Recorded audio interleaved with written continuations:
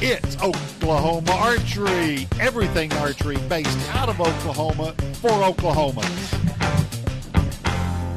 Let's get it started. Hello, everybody. I'm David Bosca, and this is the Oklahoma Archery Podcast. I'm Neil Cooley, and today we've got senior pro Jeff Hopkins with us, fresh off a win at the first leg of the IBO. How you doing, Jeff? I'm doing pretty good after this past weekend. Real good. Win makes the drive home a lot easier, doesn't it?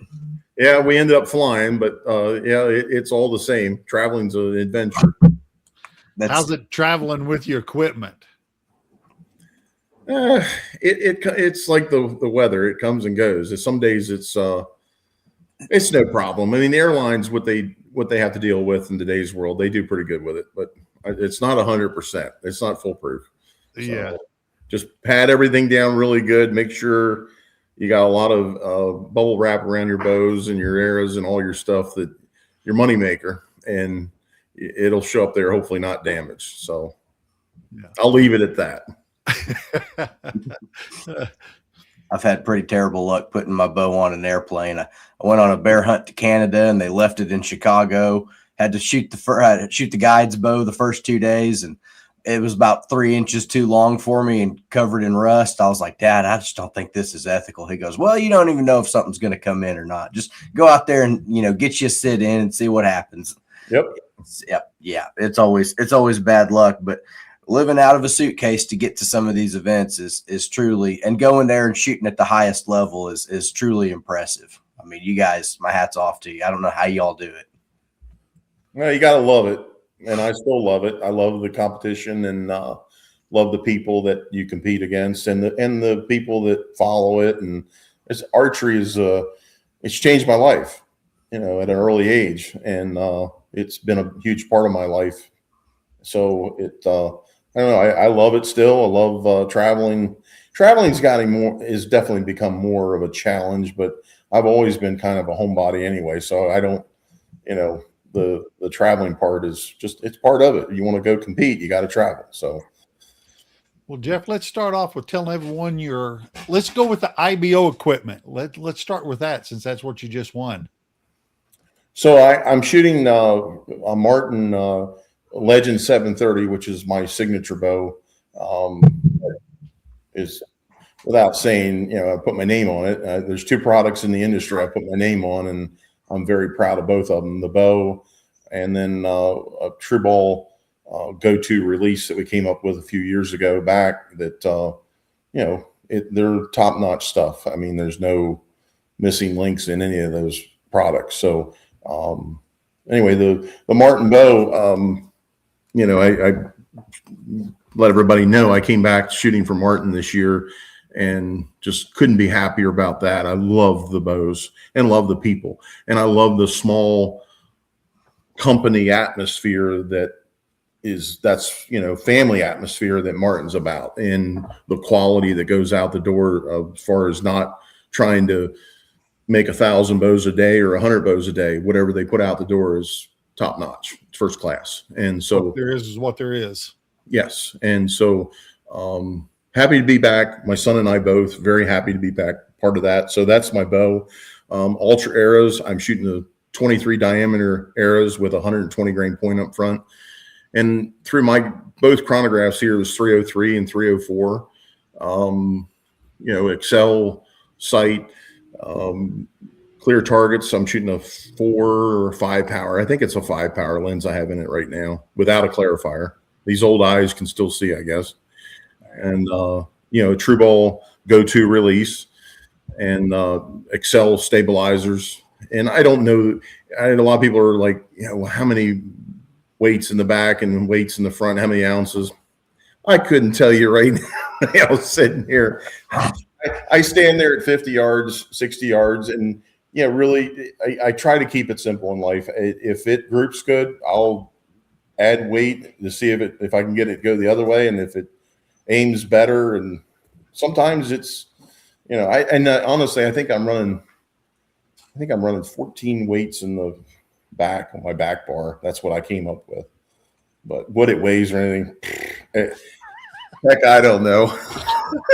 I love it. I love it. It's what does the bow need today? Not in general. What's it need today to shoot well? Yes. And I guess really just before that tournament, I was shooting a back bar on both sides with a counterweight for ASA this year, excuse me. And both those tournaments, the first 3 tournaments of the year, I shot that. And I just felt like with the shoot through riser and the bridge riser and a really solid, wall on the bow itself, as far as stability, it's really balanced really well. I didn't need the counterweight. So I just stacked it on one side. And I just felt like, and to everybody's that shoots a bow, that wants to shoot a bow or has been shooting their whole life, it is amazing, little teeny micro changes, how you can watch, whether it's your arrow setup or your bow setup or your stabilizers or your sight, your release, your anchor point. Every little thing matters. And for me, just changing that stabilizer setup, taking my Excel stabilizers and just putting it all on one side, on my left side before that tournament, it tightened my groups up just a little bit. And when I say a little bit, it went from, putting, 3 arrows and 1 out of the 12 ring at 50 to stacking them all in there. I mean, it tightened it up just a little bit. And I don't know, maybe next tournament I'll put something else on there and it'll shoot better. But, sometimes it's just little changes do matter. So between your IBO and your ASA bow, is it arrow changes your main difference? Yes, this next ASA, which will be next week in London, I'll probably run 23s with 150 grain points up front and same setup. Prior to this, I've shot 27s all year, and they shoot great. And I've won with those arrows in the past. This year, I had a great start to the year, and I just feel like my groups are a little bit tighter with a 23 than a 27 at longer distance, let's say. When you get in those 45, 50 yard just grouping arrows. So the bigger diameter arrow definitely will get you some points, but there's nothing wrong with a 23, still a big arrow. It's still going to get you the points you want. So I haven't shot a 23 diameter arrow in ASA in years. So it's been a long time. But I'm going to do it here this next tournament. So I've rolled with them the past 2 years, and I had the same fear. Like, man, I'm going to be just out of a lot of them, and they are a lot more forgiving than my 25s that I was. Maybe that's the point weight. Maybe that's the spine just being a little better. But after a couple years with them, I'm not nearly as afraid of going with a little smaller diameter. So it's good peace of mind. Yeah, and like when I started my pro career in 1993, it was Easton Arrows. And this is a shout out to Easton that no longer I'm affiliated with, but Easton always made great stuff and still does to this day. I started shooting the old Eastern chart, my draw length, my poundage, my speed. And this goes to help anybody that, the chart sometimes can be tweaked a little bit, that a company says, well, this should work. And sometimes it doesn't. At my draw length years ago and my setup, I shot a 23 diameter arrow for as long as I can remember in my infancy of my archery career. And I won over $1 million shooting a 23 diameter arrow when everybody in the beginning says you should be shooting 25s, or 24s. That doesn't work. That shouldn't work, but they did. And I think it has a lot to do with, the cams that are on a bow, the poundage, the weight you're running up front, and the way you shoot. And so there's a lot of factors there that go into it. And so, but I believe in a 23 diameter arrow. They're a very, I think that's just that perfect size arrow for so many people. And there's tons of companies that make them. And I will say that right now, and I really, my son and I were talking about it the other day, Scott, that we are all in today's world so blessed with so many wonderful companies that make great bows, great arrows, great sights, great releases. And at the current time where I'm at in life at 57 years of age, I can look anybody in the eye and be like, man, I just feel like I'm shooting the best equipment that I could put in my hands right now. And that's across the board, whether it be clear targets, lens, or True Ball Excel, my Martin bows, my Ultra arrows. And I feel so good about so many things. And I'm shooting Biter Knox, which I think Biter makes, I'm not sponsored by them, but they always have. They've made great stuff. And there's a lot of great Knox out there in the market. AAE, I mean, I'm shooting their vanes on their arrows, and I've been shooting them for 6-7 years. And I know there's a lot of great companies that make stuff, but man, I'm ecstatic about where I'm at in life with what I'm shooting right now. I'm shooting biters as well. Are you shooting the regulars or the pin knocks? My son's shooting the pin knocks. I'm shooting the 19.2s. That's sort of been my across the board. But I've played with the pin knocks also, and they shoot great. So they make good stuff. The hunter pins are what I've rigged up the last few years, but on my skinnies, I had some 12.2s. On the last set of 25s, I had the 19.2s. I was actually shooting a gold tip bushing out of a Victory arrow just so I could run the 19.2s.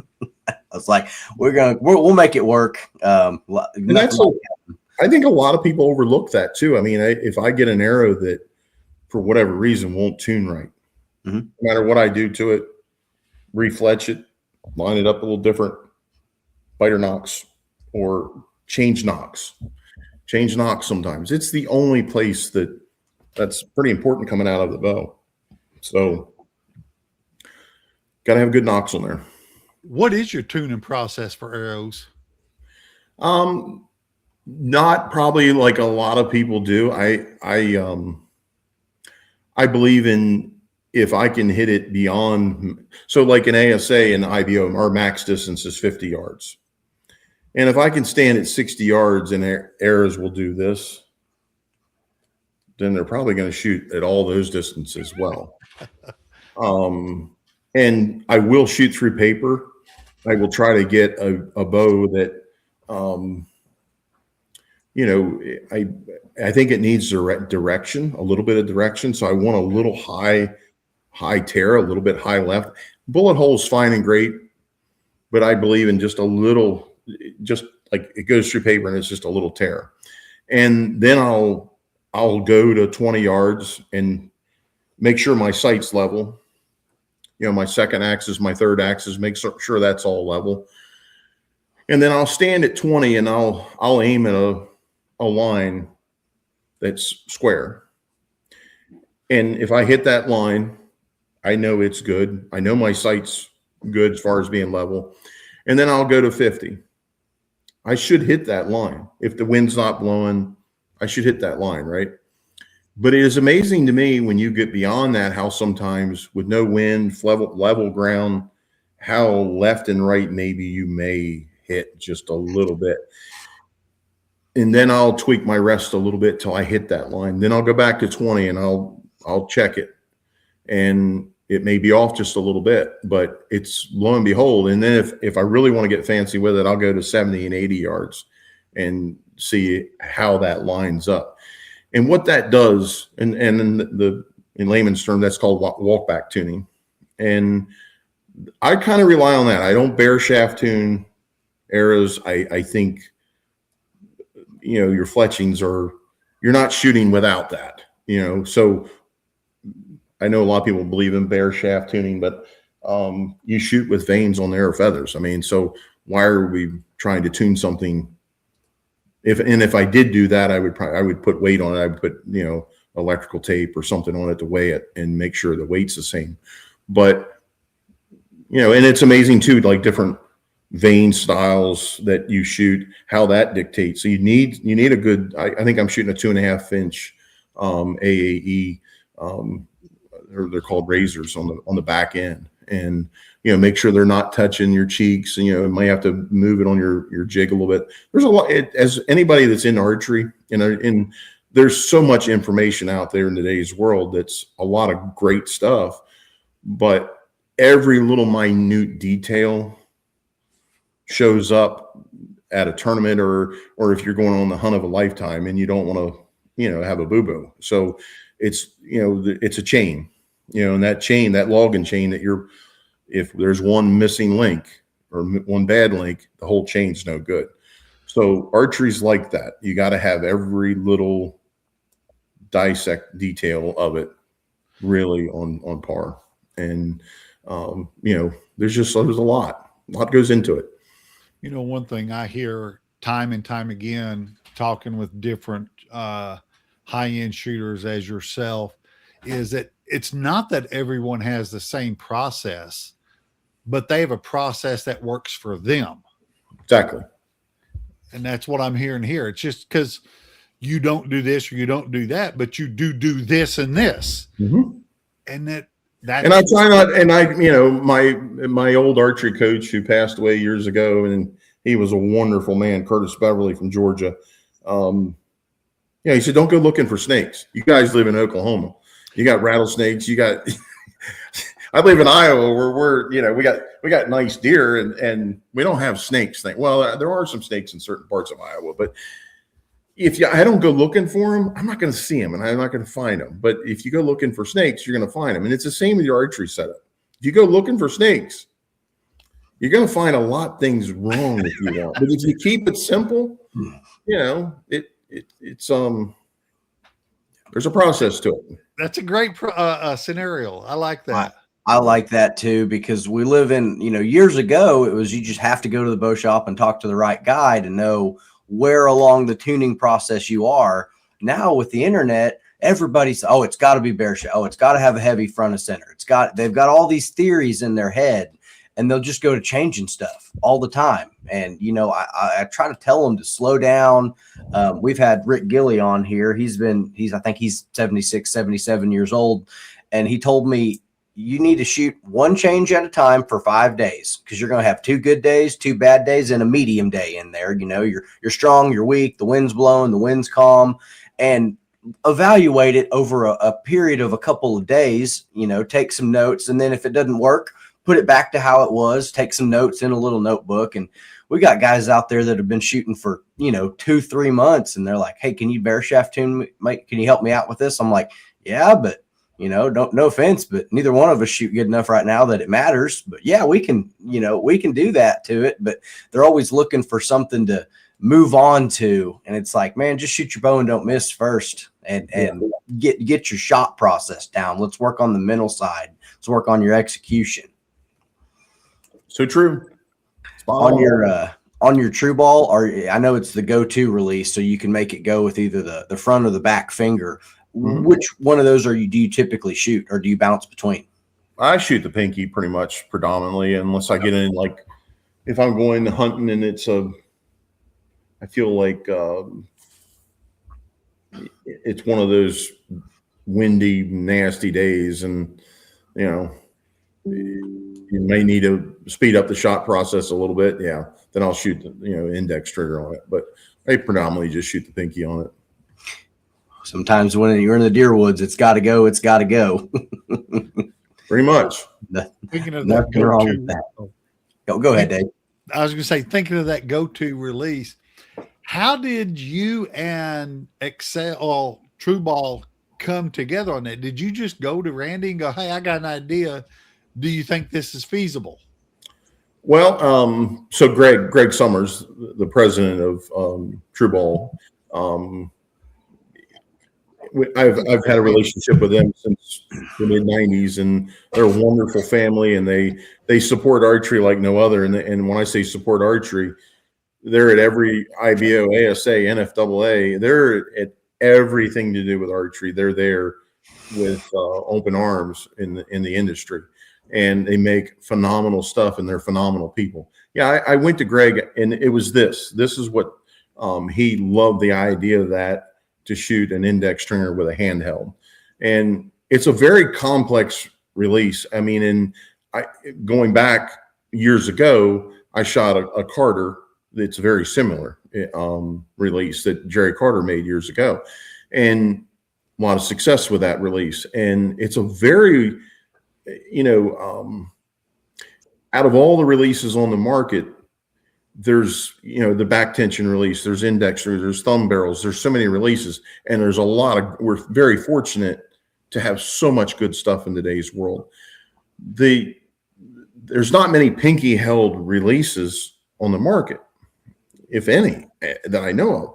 And I always look at my hands, and I've got big hands, and this will get you in trouble. This will get you in trouble. There's a lot of strength there.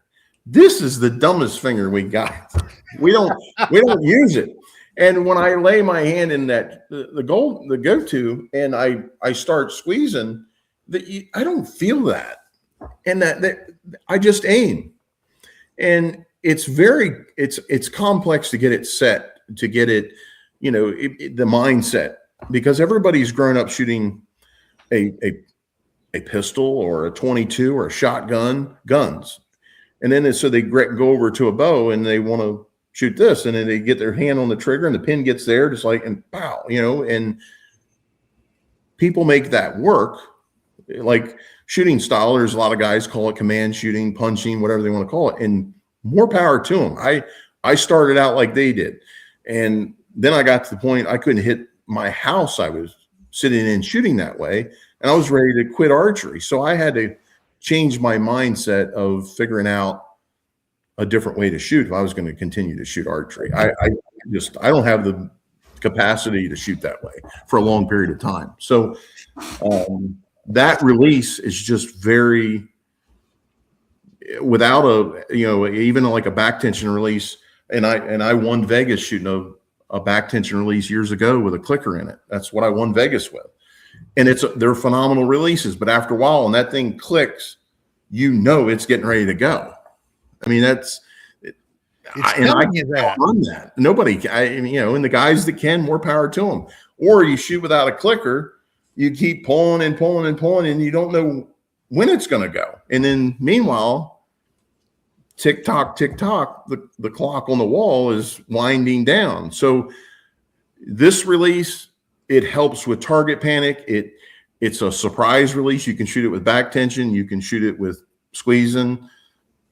It works for me, and it works for a lot of people. I think I've gotten so many people that have given it a chance, such great positive feedback with it. It's just cool to be part of. The people that, don't have the mindset where I can go out and punch every day.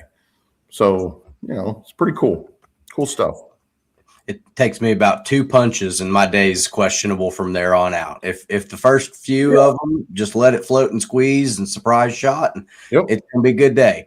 If I go out there, it's dead still and I see it there and go, man. I'll tell anybody that's ever talked to me before, I've never missed an ASA tournament. I'm proud of that, and that's great and all. A lot of miles, a lot of smiles, a lot of tears.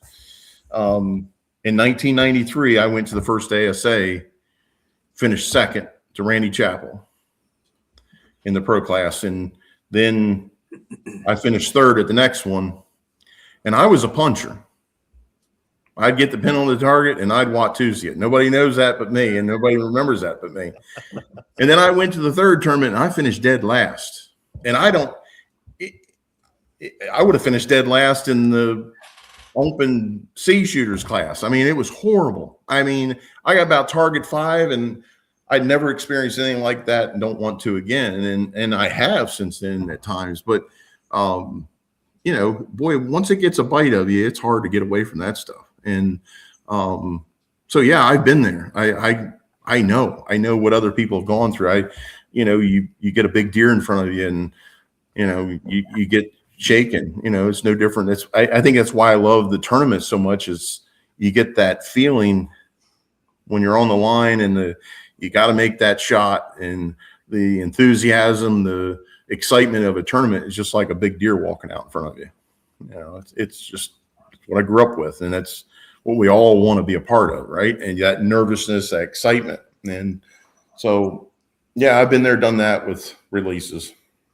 I'm glad you said excitement, because I've been preaching to people for a couple of years now that you're not nervous when you're shooting good and you get to that 19th, that 20th target, you're getting ready to finish up and you're shooting your best score of the day, and it all starts to fall apart. And they're like, the nerves got me. It's like, man, you weren't nervous about missing. You haven't been missing today. You were excited. Yeah. That's the adrenaline, You're shooting your bow good. You want to see that arrow land. You want to have that good follow through. And I just don't think that nerve is. I think it's excitement. I try to tell people that you're excited to shoot your bow, and they dread it. At the level that I've competed at it for so long now, I get excited still, nervous. I think the only time nervousness creeps in when you're not comfortable with what, I hate to say, in the past for me, some equipment has given you anxiety. Like, I don't know where this is going to hit the next, and I've experienced that, and that isn't fun. You shoot 3 inches left and 4 inches low, and it was a good shot, and so that, I think all pro archers, everybody that shoots deals with that, like that excitement, that nervousness, but that inner anxiety that you just had something happen. Your sight moved, your bow's moving, something's happening, string stretch, whatever it may be, where it kind of gives you that. I mean, I hear it all the time on the pro range. That's what happens. I mean, that's where that comes from. Yeah. 100%. We watch all the live broadcasts that Cam is doing, that's working with all the shooters. They always, when they say Jeff Hopkins, let's say you're on a third or a second place and you're coming up on, they always say, Jeff didn't come here to get second. Jeff didn't come here to get third. He's going for that 12. He's going for that 14. Is that the Jeff Hopkins? 100%. 100%. Okay. Oh yeah. Well, I mean, I remember the wins and I remember the losses, but nobody else remembers who's finished. I hate to say it, but it's the truth. It's been instilled in all of us, whether we admit it or not. You don't know who won who finished second at the last tournament a year from now, but you know who won it. Yeah. Good point. Yep. I shouldn't say last tournament, but a year ago, I couldn't tell you who won Vegas. 3 or 4 years ago, who finished second. I can tell you who won it. Yeah. And it's true. It's true. We put too much, I think, all of us, every class, we put too much emphasis on that. And I don't think it's right. I don't agree with it, but it's the truth, and then there's a huge, in the pro class, if you win a tournament, it's financially very, very viable and very worthwhile going. But if you finish second or third, it's a kick in the pants. So yeah, you don't want to go there to finish second or third. Yeah, there's no layups. Isn't it? There's no layups. Yeah, there you go. Well, I just thought of that, and I was like, well, let's just hear it from the man himself. Does he feel that way? Oh yeah. Yeah. Yep. That's the biggest thing with those 14 rings being out there. It's like the amateurs see it and they want to shoot at them all the time. I'm like, man, you guys don't realize how nerve-wracking it is to be bouncing around the 8 and 5 and having a little quarter-sized 14 ring in there. Like, 10 ring, 4.5 inch circle, or shooting at something like that. Yeah. 14 ring, it gets you in trouble, man. Absolutely. For sure. The years you've been shooting, the quantity of tournaments, you've seen different targets come and go. You've shot the indoor, you've shot the 3D. Out of all of this, what would you like to see retroed back in today's stuff? Is there anything that you'd like, man, I wish they put this back into play, or this style of a tournament would come back? Is there anything? I wish ASA would go all back to Roanoke, Virginia, because I think every time they went there, I won that. Okay, well, it was just like if I was struggling like for 2 months leading up to that tournament, I was like, I know I'm going to win Roanoke. So yeah, I want to go back to Roanoke. There you go. All right. I don't know. I think. Oh geez. I wish I could shoot. And not just me. I wish all classes would, in archery, we're all archers. I hear this known, unknown, and all this stuff. And I'm picking on AS, and I'm not picking on ASA. I wish I could, because it's known distance. I wish I could shoot the known distance class. I wish Levi Morgan could shoot the known distance class. Danny McCarthy. You know, I wish all the best archers could come together and shoot somehow, some way in those known classes and blend it into the unknown if those guys wanted to come shoot. There's plenty of guys shooting the known classes that would shoot unknown. And I wish there was a way, and I know what most people are going to say, well, ASA is having a tournament at the end of the year, and we're going to do that. We're all being combined in one class. But there's 6 other tournaments going on throughout the year that, and I said this a couple years ago, but I didn't get the best reception from the thought of that. How could we do that? And I don't know. But I would love to see that. I think a lot of people that shoot archery would love to see, you know, in the women's class, Kara Kelly shoot against Paige Pierce, you know, in the known. I mean, I think it would be very enlightening for a lot of people to see the blend of that. You know, Levi Morgan shoot against Danny McCarthy in the known classes. Jeff Hopkins and Tim Gillingham shoot together again like we did this past weekend. I enjoy,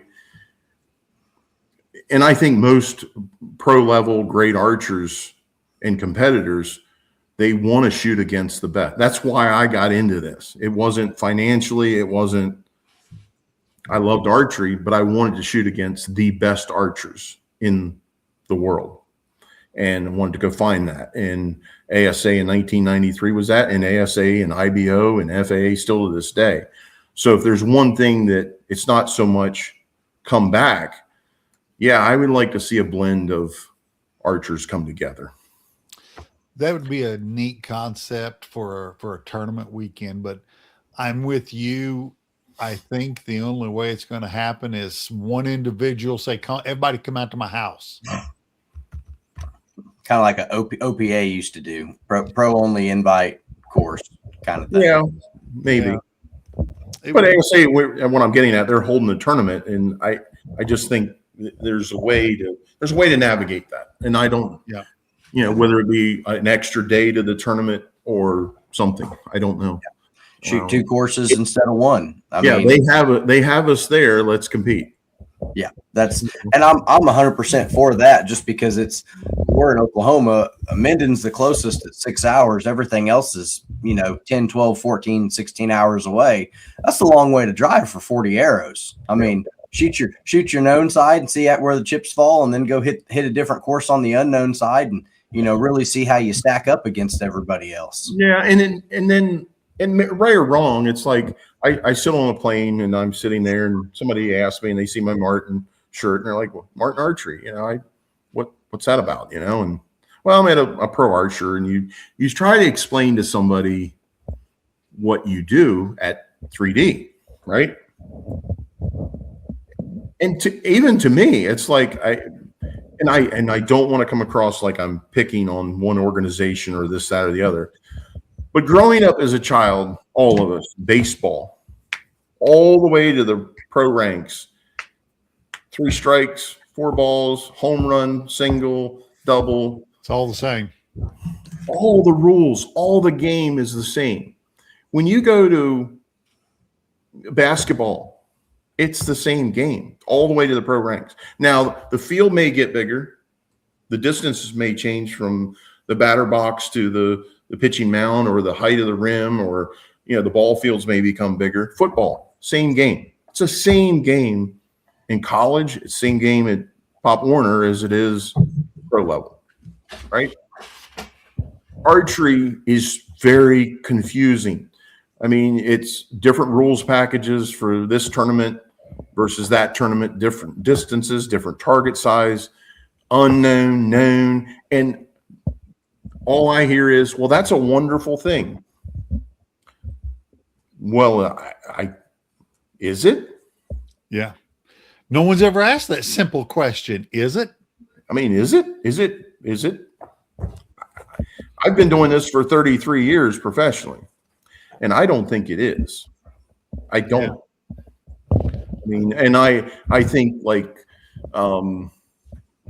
so I am 6'5", and I'm strong. I'm a very strong man. Been blessed, very, very strong. But as I've gotten older, I'm having to shoot to be competitive in my eyes, a bigger era, larger era.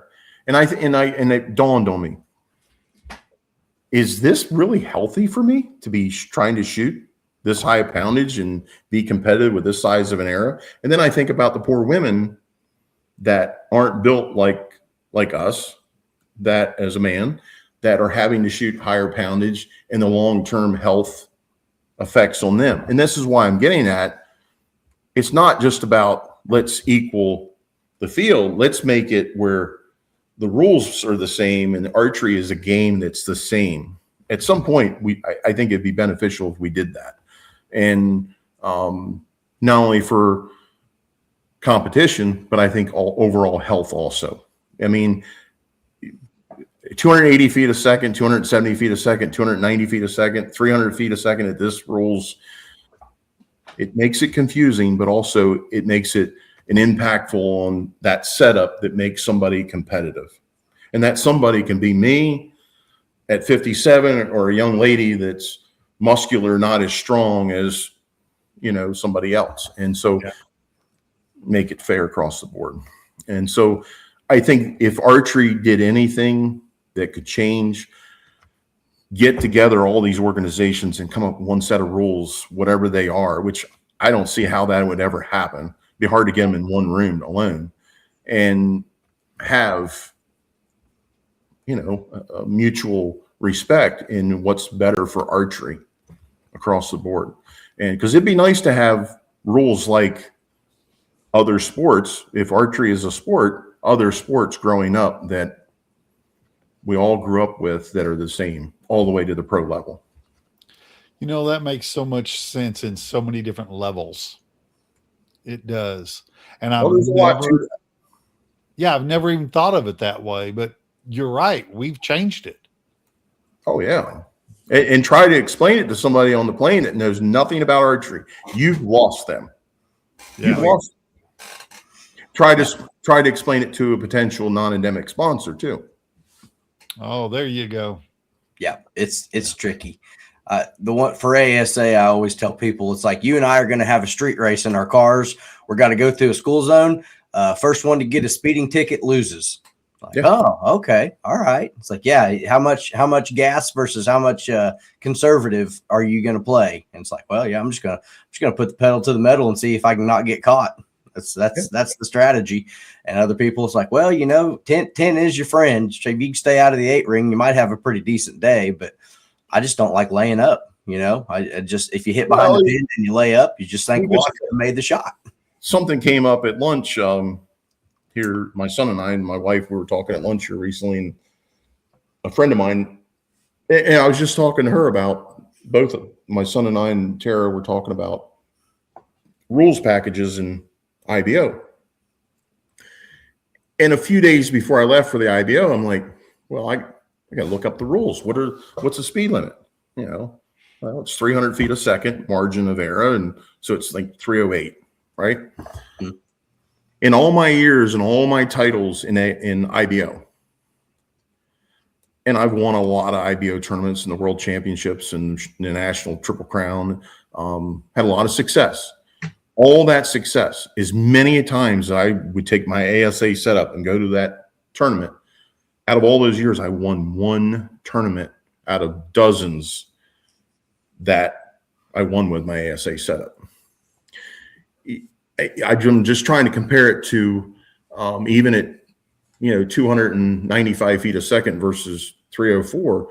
Imagine a race car going around the track at 304 miles an hour and the one going 295. It could handle better all at once. It can do this or do that, but over a period of time, it's going to lap you. And my results in that are proof. A good buddy of mine was like, "Oh, just go to the tournament with your ASA setup."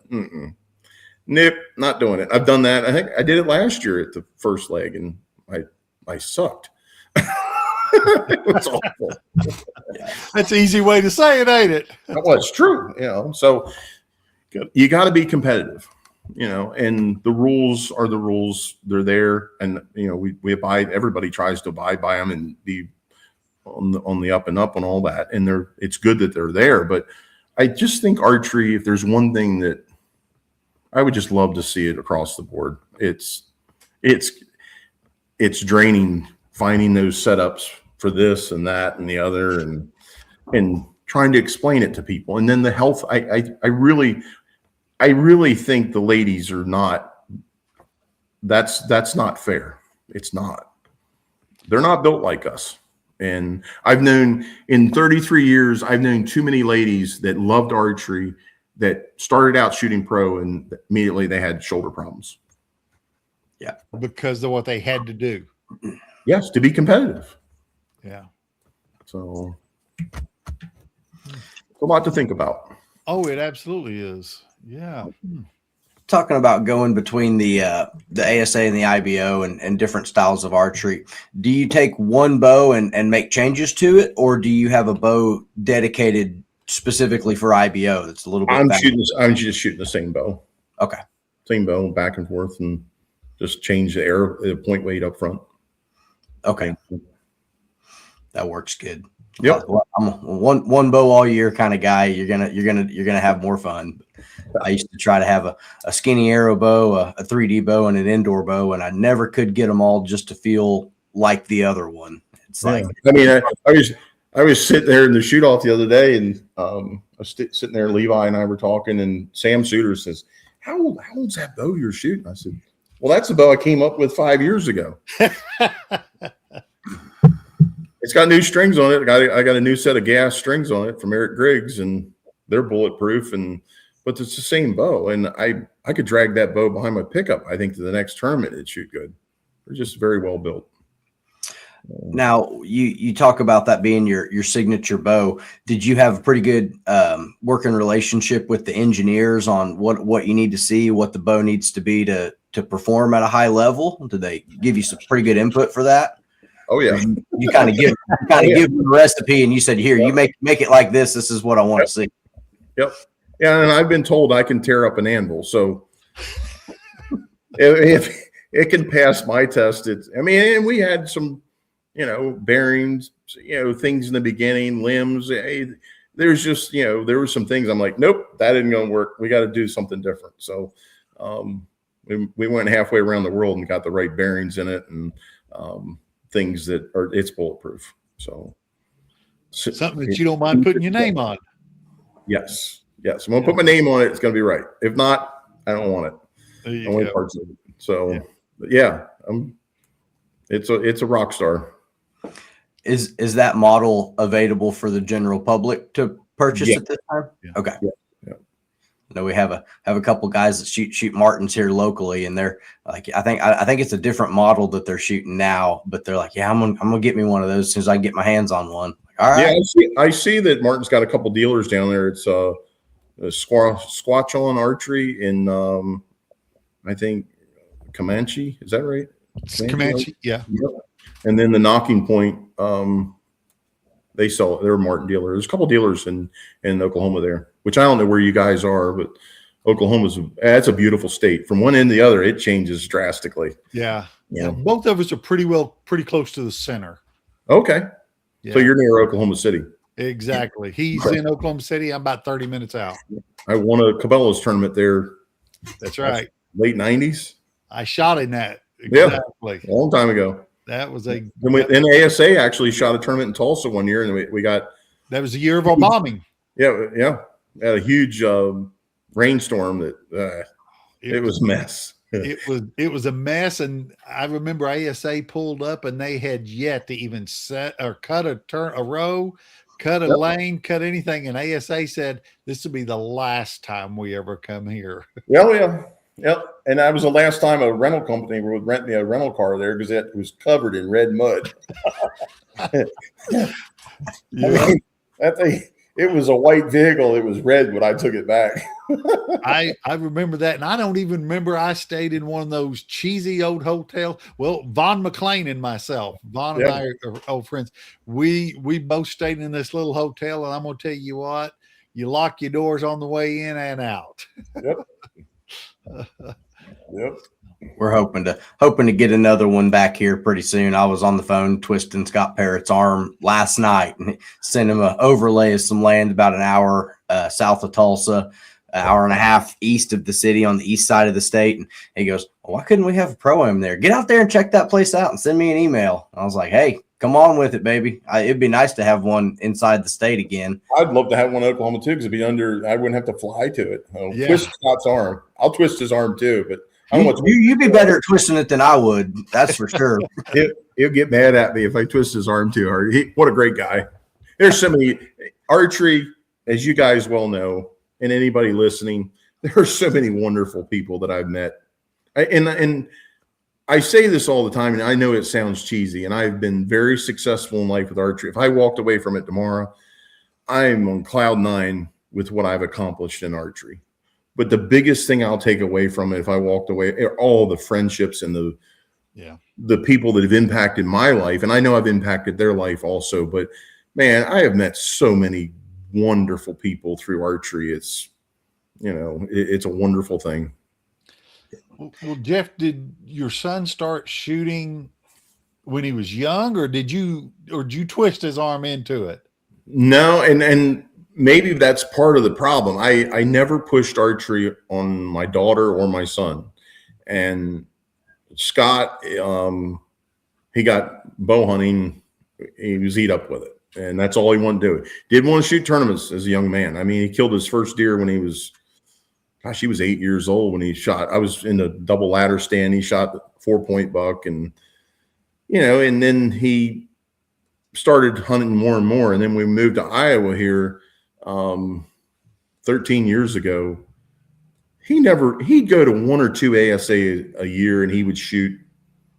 I think he really just went just to hang out with dad and mom and get out of chores. Yeah. Maybe get out of school one day early. I mean, but he would pick up his bow, his hunting bow, and he would go shoot some. Well, fast forward to, I hate telling this story without him here, but 13 years ago, we moved here. So it would have been about 11 years ago.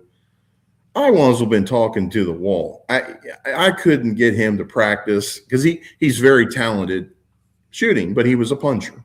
And he would go out in the yard and he'd shoot a few arrows, and he'd go hunting, Well, he had this humongous deer back here behind the house come out, and he shot over top the back. And that demoralized him to the point of it was a 200-inch deer, and he was demoralized. And he came to me and he's like, Dad, I want to learn how to shoot right. I want to get this right, And so he started shooting, and then he's like, I want to go to an ASA. And that's been probably 8 or 9 years ago now that he finally, wanted to go shoot one. And he shot a couple tournaments known. And then he's like, I want to go pro. And I'm like, you know what you're up against? I mean, you have a clue. And you're not ready for it. But he's like, and he's like, well, I want to learn, and I want to shoot against the best. Same reason I got into it, And so one thing led to another, and he's the best of Tara and I. My wife Tara and I have 2 beautiful children. We have 2 beautiful grandkids. Truly blessed in life. And Scott got the best of both Tara and I. He is a wonderful young man, and his archery is just a piece of what he is. And he's so passionate about hunting. I think he goes to these tournaments just to be a better bow hunter, and he loves the people, and he's actually progressing. I think last tournament, I think he finished 15th in the pro class, and it was just a couple bad targets or he'd been in the shoot down round. And so he's getting close. He's finally, I predict this year, before the end of the year, he's got great equipment, and he's actually practicing some and putting a good effort into it. And I don't know about his coach, but everything else is good to go. So,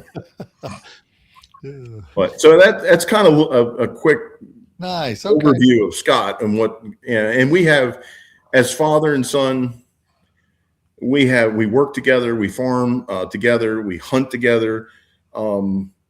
I'm the lucky one. I could tear up right now of how fortunate I am to have the best son who's like my best friend, and we hang out together, we work together, and look, we have our arguments like all father and sons do, but man, he's something else, and he makes me laugh. Today we were practicing and he had me laughing, where practice is fun for this old guy. It's fun again. And That's so awesome. We're having fun and together. So anyway, cool stuff. For me, that's probably the coolest thing going on in my archery, beyond winning tournaments or losing tournaments. Man, it's just every day being able to practice with Scott and hang out together. If it's just for 30 minutes, shoot a few arrows, and then we have work, but we have fun. Well, I don't want to sound like a downer here, but I'm just curious. Does Jeff have an out for archery? Or you ever thought of that? Yeah, my out is Tara. She says that's my fallback plan. It always has been. Behind, I shouldn't say behind. The old saying, behind every man's a good, even better woman. And I got a great supporting cast, and my wife, whatever my out in archery is, I'm going to farm. I love farming. I don't know. I see several years. I'm still at 57, I still see really well. I still want to practice and be prepared for the tournaments. I got a great supporting cast in Martin Archery right now, supporting, the equipment that's coming out of there. Just the supporting cast, my 33 plus years of giving them input that's going into their hunting bows and stuff is it's humbling. So I don't know about I see myself 5 years from now. I couldn't answer that. Okay. I was just asking, didn't know. You ask anybody that's a type A. I'm a type A. The grass doesn't grow underneath my feet. I don't see retiring ever. I mean, I just don't. I enjoy being active, farming or doing something with the hunting, or I don't know. So I feel those steps you're in right now. I will be 60 this year. So I've had some bodily things that have went south, eyes and ankles and Yep. backs and necks, but I just still get up there and do it because I like doing it. Yeah. And so, if it's nothing else, just maybe down the road, just going to some shows and being there for a company, Martin Archery, and I see myself retiring with them if I ever retire. Just love the president. It's a veteran-owned company. So yeah, I see. I'm not going anywhere. I'm happy where I am. Yeah. It's hard to say that it's a grind when you love it as much as you do. It's been a career for decades and decades. But I try to tell people, it's like the guy that shoots the best doesn't have the most fun. The guy that has the most fun shoots the best. And you got to realize you're out there with, friends that you haven't seen in, weeks or months, and going to a pro-am is more like a family reunion. I won't drive across the state to go to my own family reunion. I'll drive 14 hours across the country to shoot 40 arrows with guys that are going to whoop my butt and take my money home and be happy to do it. So it's something that, it's a community that keeps people coming back, and it's like, it's not a job. It is hard. There are days that you all right, let's get out there and put some arrows down. Let's go. Gotta keep in shape. Gotta figure this bow out. But 9 times out of 10, it's a long day, and I get to shoot my bow at the end of it. That's kind of how to look at it. Yep. Absolutely. Well, I think we've covered the bases and taken an hour of Jeff's time he'll never get back. Man, that's a quick hour. Yeah. Well, it got me out of the tractor for a little bit, so that's a good thing. Well, Jeff, let's finish off with you want to run a quick rundown of all your sponsors so we can have it here at the end also. So, of course, Martin Archery. I can't say enough about them right now. True Ball Excel, Go-To Release, Excel Sights. They rock. they've supported everything, and then some in archery for decades. It seems like they've been a mainstay of archery. Realtree Camo, I can't say enough about Bill Jordan and Realtree.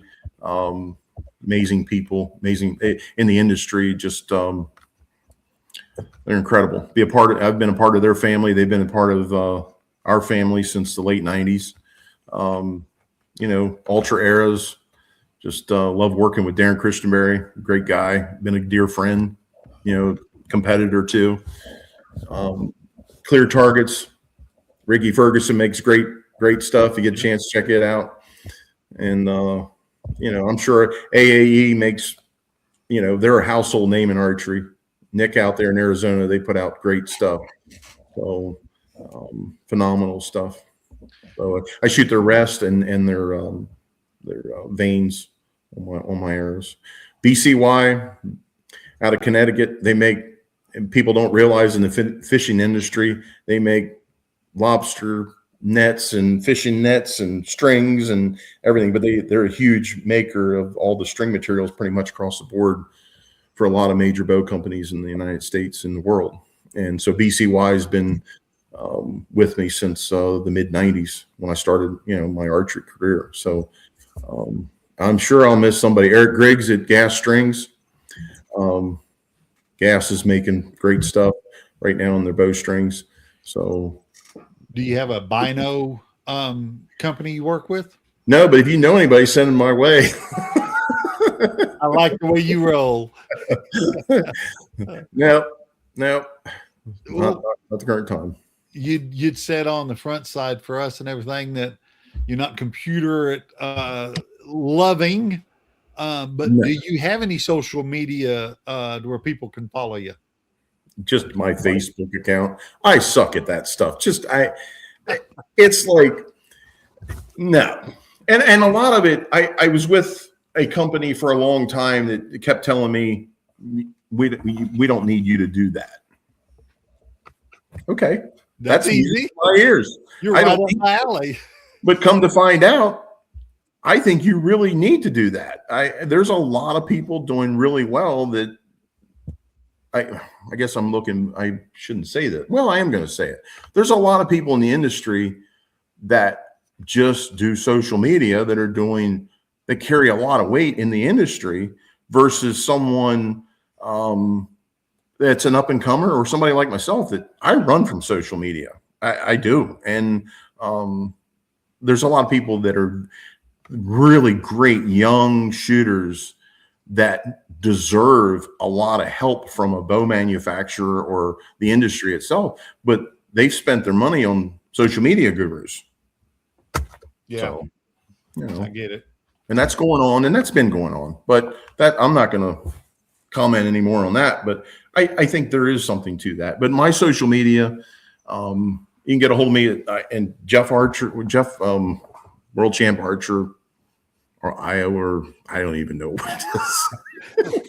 We'll get you fixed. Just look me up, Jeff Hopkins Archery, and it'll come up. Whatever. And before it closes, I'm blown away in my archery career.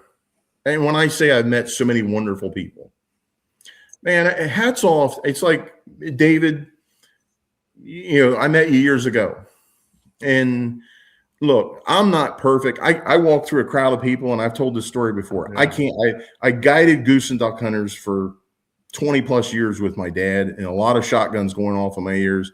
I can't hear. And I'll walk through a crowd of people, and I'm kind of just like, I'll make contact, and I'll be like, yeah. And somebody will say hi to me, and I may just keep walking. And I didn't hear them. I can't hear I can't. But I appreciate everybody that's ever been a supporter of mine in the industry, or just a person that just loves archery or getting into archery, and the people that have reached out over the years. Man, I'm there. I'll help anybody do anything. And I love archery, and anybody that loves archery, man, I appreciate you. I really do. It's been a cool ride doing all this stuff, and I appreciate you guys reaching out today. I'm always humbled by anybody wanting to talk to me in archery and in life. So it's all good. I didn't waste an hour is what I'm getting at. All right. Well, we appreciate it. Well, we know we didn't either. It's like people don't understand the benefit of just getting to listen to the process that these pros do, because some of them will tell you to keep it simple, and so just roll with how it works for you. And then some people give us some off the wall tuning process that I'm like, really, what's that do? I didn't know you could time your drop away at different inches for different 6 inches, 9 inches, 37% of the shaft. I didn't know any of that, and it's made me a better shooter, even if it's struggle with it for a year, and it takes a while to figure it out. But now I've got a place to go. I've got something to roll around my head and go looking for snakes. Well, thank you again, Jeff. I really do appreciate it, man. Good luck coming up at London next weekend. Thanks, guys. Have a great day, and I appreciate everybody. Thank you. You bet. Bye, Jeff.